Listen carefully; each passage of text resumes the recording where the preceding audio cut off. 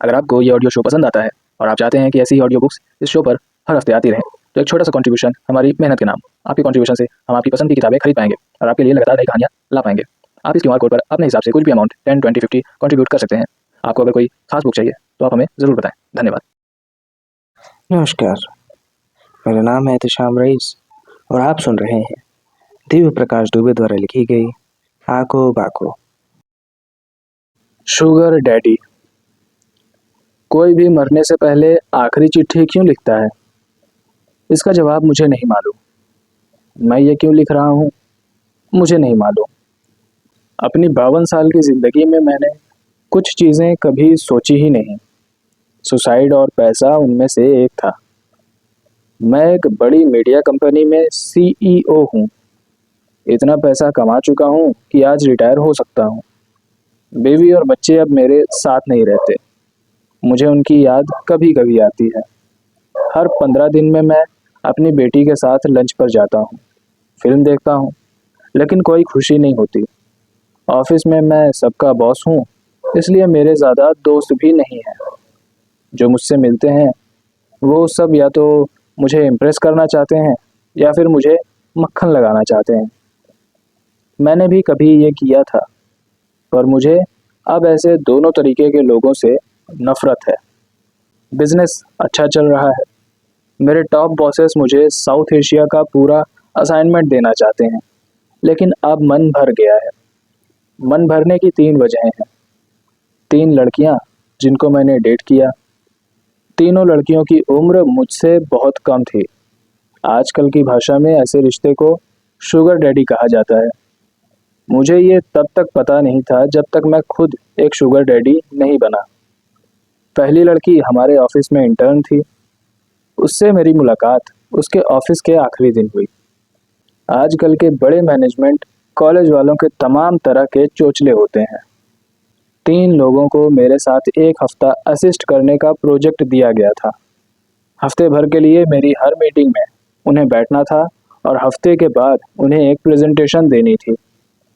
बाकी दोनों लड़कों के तो मुझे नाम भी याद नहीं, क्योंकि वो मुझे इम्प्रेस करने की ज़रूरत से ज़्यादा कोशिश कर रहे थे। इस लड़की ने एक बार भी ऐसी कोई कोशिश नहीं की। कनिष्का की प्रेजेंटेशन बहुत सधी हुई थी। मैंने प्रेजेंटेशन के तुरंत बाद ही अपनी कंपनी के एचआर को जॉब देने के लिए बोल दिया। मुझे बाद में बताया गया कि उसने हमारी कंपनी के ऑफर को रिजेक्ट कर दिया है। जब वो अपना सर्टिफिकेट लेने आई तो उसने मुझसे मिलने के लिए समय लिया। मैं एक मीटिंग से दूसरी मीटिंग के बीच में जा ही रहा था कि मेरी सेक्रेटरी ने उससे 2 मिनट के लिए मिलने के लिए कहा। जो मीटिंग मेरे शेड्यूल में नहीं होती, ऐसी मीटिंग को मैं अक्सर मना कर देता हूँ, लेकिन पता नहीं क्या सोचकर मैंने कनिष्का को समय दे दिया। बैठने के साथ ही बोली, I am sorry. For what? मैंने जॉब ऑफर को मना कर दिया। It's okay. मुझे लगा कि शायद उसे कुछ और कहना है, लेकिन उसने कोई ऐसी बात नहीं की। उसने चलने से पहले अचानक पूछा कि क्या वो मेरे टच में रह सकती है। मैंने उससे अपना नंबर दे दिया और ये भी बता दिया कि मुझे फालतू के फॉरवर्ड मैसेजेस से नफरत है। ये सुनकर वो हंसकर बोली, मुझे भी। इस बात के 2 महीने बाद तक उसका कोई मैसेज या कॉल नहीं आया। एक दिन अचानक उसका फ़ोन आया। रात के करीब 10 बज रहे थे। वो रो रही थी। रोने की वजह क्या थी ये उसने नहीं बताई। हालांकि जैसा मैं हूँ, मैं फ़ोन काट देता। लेकिन उस दिन पता नहीं क्या सोचकर मैंने उसे घर बुला लिया। घर आने के बाद वो बहुत देर तक कुछ नहीं बोली। मैंने कॉफ़ी बनाकर जैसे ही उसके सामने रखी, वो बोली, बहुत भूख लगी है। मैंने फ्रिज में चेक करके उसको कुछ खाने को दिया। जल्दी से खाने के बाद वो कुछ नॉर्मल हुई और बोली, आई एम सॉरी आपको परेशान करने के लिए। ये सुनकर मैं चाहता तो बोल सकता था कि हाँ, बहुत परेशान किया, आगे से ऐसे कभी कॉल मत करना, लेकिन पता नहीं क्यों मैं कुछ बोल नहीं पाया। वो मेरी गोद में सिर रखकर लेट गई। मेरे हाथ उसका सिर सहलाने लगे। रात भर हम ऐसे ही पड़े रहे। हमारी कोई बात नहीं हुई। मेरे हाथ नहीं भटके। सुबह उठकर मैंने अपने लिए कॉफ़ी बनाई तो वो उठ चुकी थी। अब जाकर मैंने उसका चेहरा ध्यान से देखा। मेरे कमरे में लाइब्रेरी, अवार्ड और शराब की बोतल, तीनों की अलमारी को वो अपने मन से अलट पलट कर देखती रही। कॉफ़ी का सिप लेते हुए उसने पूछा, आप कभी बोर नहीं होते? ये वो सवाल था जो कभी किसी ने मुझसे नहीं किया था, जबकि मुझे पता था कि मैं हर चीज़ से बोर हो चुका हूँ। मैंने उसको टालने के लिए कहा, हाँ होता हूँ। जब कोई ऐसा सवाल करता है तो बहुत बोर होता हूँ। जवाब सुनकर वो बहुत जोर से हंसी। कल रात यहाँ आने की कोई खास वजह?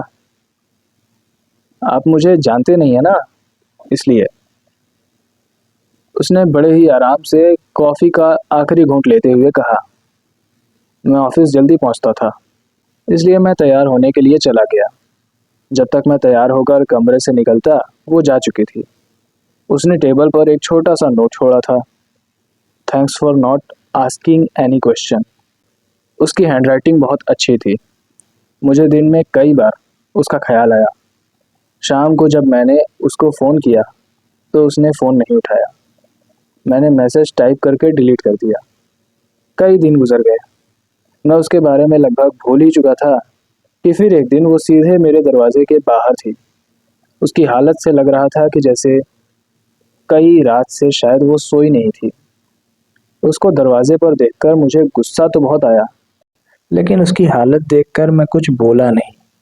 वो घर में घुसते ही मुझे गले लगाकर बहुत देर तक रोती रही। मैंने उसे चुप कराने की कोशिश नहीं की। मैंने तब तक खाना नहीं खाया था। उसके खूब रो लेने के बाद उसने जी भर के खाना खाया। खाने के बाद वो खुद ही अपने बारे में बताने लगी कि उसको अब तक कितने अफेयर रह चुके हैं, क्यों वो लंबे समय तक किसी की दोस्त नहीं रह पाती आदि। मैं कुछ देर तक तो उसे सुनता रहा, फिर उसको बीच में रोककर मैंने कहा, मुझे नहीं जानना ये सब। फिर वो पूरी रात कुछ नहीं बोली। वो अक्सर आने लगी। मैं उसे कभी मना नहीं करता।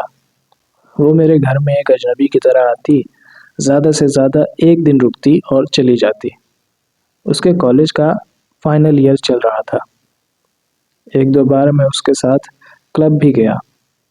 उसने न जाने कब मेरी ज़िंदगी में जगह बना ली। वो अगर 10 दिन तक नहीं आती तो मैं उसे आने के लिए पूछता। वो कभी मेरा फ़ोन नहीं उठाती थी। जब वो मेरे पास होती तो भी उतनी देर किसी का फ़ोन नहीं उठाती। वो जहाँ भी रहती पूरी रहती। वो बहुत अच्छा गाना गाती थी। जब वो गाती मैं उसकी गोद में सिर रखकर लेट जाता। वो जब होती तो मुझे नींद बहुत गहरी आती। वो जब होती तो ठहरने का मन होता। मुझे उसकी सबसे अच्छी बात यही लगती थी कि उसने कभी मुझसे कोई पर्सनल सवाल नहीं किया। फिर एक दिन उसने जाने से पहले मेरे माथे पर प्यार रखते हुए कहा, मैं अब नहीं आऊँगी। मैं उससे चिल्ला कर पूछना चाहता था कि क्यों, लेकिन मैंने पूछा नहीं और उसने बताया भी नहीं। मुझे उसकी आदत हो गई थी। उसके जाने के बाद मैंने कई बार उसे फ़ोन किया, लेकिन कभी उसका फ़ोन नहीं उठा। जब मुझे यकीन हो गया कि अब वो कभी नहीं आएगी, तब मैंने अपने आप को समझाया कि फालतू में अब किसी को भी इतनी जगह नहीं देनी है कि कोई परेशान कर पाए। कनिष्का के जाने के बाद एक खाली जगह हो गई थी। मुझे किसी की ज़रूरत है, ये बात कनिष्का से ही मुझे पता चली थी। मैं अपनी उम्र के आस-पास वाली कई औरतों से मिला, लेकिन उनमें कोई नई बात नहीं थी। ज़िंदगी को लेकर इतनी निश्चितता से मुझे परेशानी होती थी। मुझे उनके जवाब, सवाल, सोचने का नज़रिया सब कुछ पता था। मैं जितना और लोगों से मिलता, उतना ही कनिष्का को मिस करता। नहीं, प्यार नहीं था। मेरे जैसे लोगों को प्यार नहीं होता, बस हमें प्यार के ख्याल का इंतज़ार होता है। मैंने एक डेटिंग ऐप पर अपना प्रोफाइल डाला। ऐप पर लॉगिन करते ही मुझे लग गया कि ये मेरी दुनिया नहीं है, कि तभी सुप्रिया का मैसेज आया। उसकी उम्र कुल 28 होगी। उसने पहला मैसेज यही भेजा, I am looking for a sugar daddy. Would you be interested? मैंने शुगर डैडी को गूगल किया तो सबसे पहले जो सर्च रिजल्ट मेरे हाथ लगा वो ये था: A rich older man who lavishes gifts on a young woman in return for her company or sexual favors। मुझे सुप्रिया का पहली ही बार में इतना डायरेक्ट होना अच्छा भी लगा और फिर ये भी लगा कि कहीं मैं परवर्ट तो नहीं होता जा रहा। मैंने सुप्रिया से हाँ कहा। उसने आने के बाद सबसे पहला सवाल यही पूछा: आप पहले कभी शुगर डैडी रहे हैं? कनिष्का ने कभी एक भी पर्सनल सवाल नहीं पूछा था, वहीं सुप्रिया ने पहला सवाल ही पर्सनल पूछा। मैंने ईमानदारी से जवाब दिया, नहीं, पहली बार है। इसके बाद उसने पहली बार की वजह नहीं पूछी। अगर उसने पूछी होती तो शायद हमारी बातचीत कभी आगे बढ़ी ही नहीं होती। उस रात हम उसी होटल में रुके। मैंने उससे पूछा कि क्या उसको पैसे की ज़रूरत है, इसलिए उसको ये सब करना पड़ रहा है। उसने जो जवाब दिया, मुझे वैसे जवाब की उम्मीद नहीं थी। उसने कहा, मेरी उम्र के लोग मुझे समझ नहीं आते और मेरे पास समझाने का टाइम नहीं है। मुझे मज़ा आता है बड़े होटल में रुकना, महंगे गिफ्ट्स लेना। अगले दिन मैंने उसे एक ज्वेलरी दिखाई। वो ऐसे खुश थी जैसे किसी बच्चे को खिलौना मिल गया हो। उसने खुशी में ज्वेलरी शॉप में सबके सामने ही मेरे होठों पर प्यार रख दिया। मुझे थोड़ा अजीब लगा, लेकिन अच्छा भी बहुत लगा। इतना बेफिक्र मैं आखिरी बार कब था मुझे याद भी नहीं। अगले 3 महीनों में मैंने उसको लाखों रुपए के गिफ्ट दिए होंगे। हम एक बार बाहर घूमने भी गए।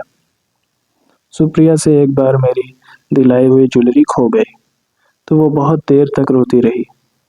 यकीन मानिए, मुझे पहली बार सुप्रिया पर तब शक हुआ कि कहीं वो मुझे बेवकूफ़ तो नहीं बना रही। लेकिन इस बात से ज़्यादा कुछ फ़र्क भी नहीं पड़ता था, क्योंकि मैं बेवकूफ़ बनना अफोर्ड कर सकता था।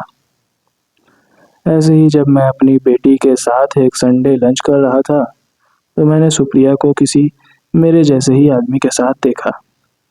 मेरा मूड ऑफ हो गया। मुझे यकीन नहीं आ रहा था कि मेरे साथ भी ऐसा हो सकता था, जबकि कमिटमेंट का ना उसका इरादा था, ना मेरी कोई उम्मीद। अगली बार जैसे ही सुप्रिया मिलने आई, मैंने घुमा फिराकर उससे उस दिन की बात पूछ ली। काश कि उस दिन उसने सच बोल दिया होता। उसने सच नहीं बोला और मैंने अपने दिमाग में वो रिश्ता वहीं ख़त्म कर दिया। वो रोने लगी। मैंने उसको कोई वजह नहीं बताई। उसके जाने से पहले मैंने उससे बस यही पूछा कि तुम्हारा असली नाम सुप्रिया है भी या नहीं। वो मेरे इस सवाल से और भी ज़्यादा रोने लगी। वो अपना असली नाम बताने ही वाली थी कि मैंने उसे रोक दिया और घर से निकल जाने को कहा। मैं कभी कभी सोचता हूँ तो समझ नहीं आता कि मेरे इतना गुस्सा होने की वजह क्या थी, जबकि उसने कुछ भी गलत नहीं किया था। खैर, आपसे इतना कुछ बताने की असली वजह है अपर्णा। अपर्णा मुझे अपनी ही हाउसिंग सोसाइटी में मिली थी। मेरे जैसा आदमी अगर चाहता तो किसी भी टीवी की हीरोइन या मॉडल की लाइन लग जाती।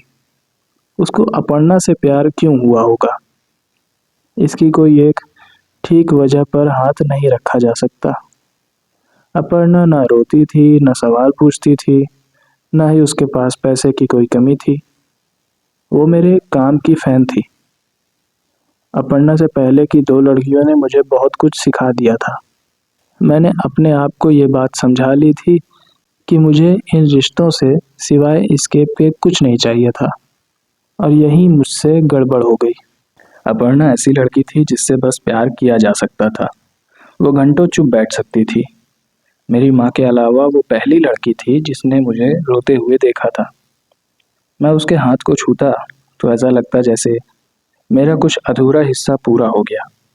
जब वो मेरे माथे पर प्यार रखती तो ऐसा लगता जैसे दुनिया में कुछ गलत है ही नहीं। उसको मेरे सॉल्ट पेपर बाल इतने पसंद थे कि उसने अपने बाल भी वैसे ही करा लिए थे। अपर्णा मुझसे शादी करना चाहती थी, लेकिन मुझे ये मंजूर नहीं था। आप शायद ये सोचें कि मुझे अपनी इमेज की चिंता थी, लेकिन ऐसा बिल्कुल भी नहीं था।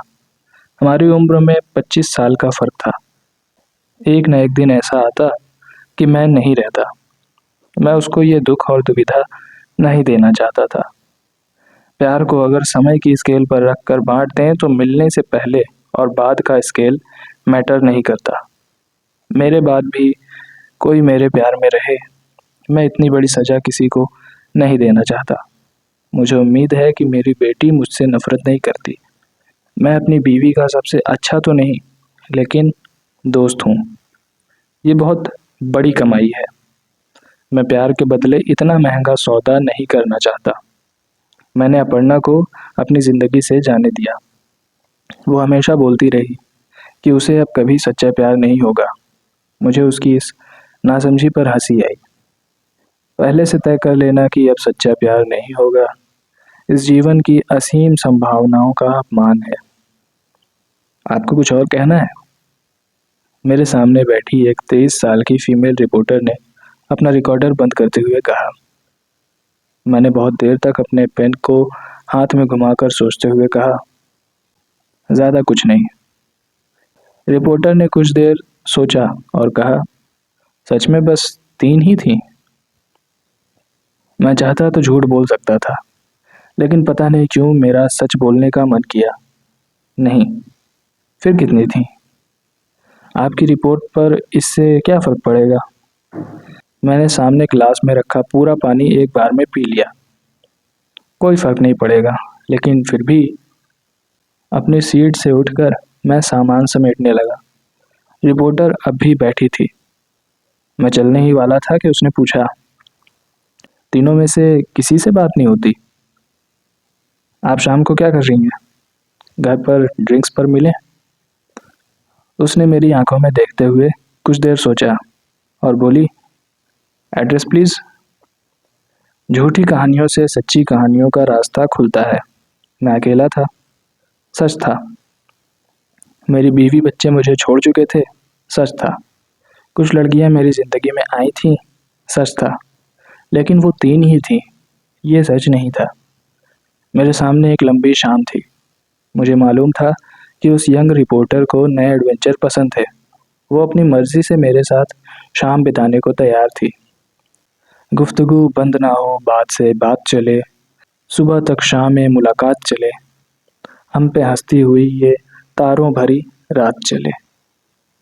अली सरदार जाफरी की ये लाइनें मेरी जिंदगी का एक ऐसा सच थी जिनको पुराने कैसेट की तरह बार बार चलाना मुझे सुकून देता था। जिंदगी छोटे मोटे फुटकर भर सुकून की तलाश ही तो है।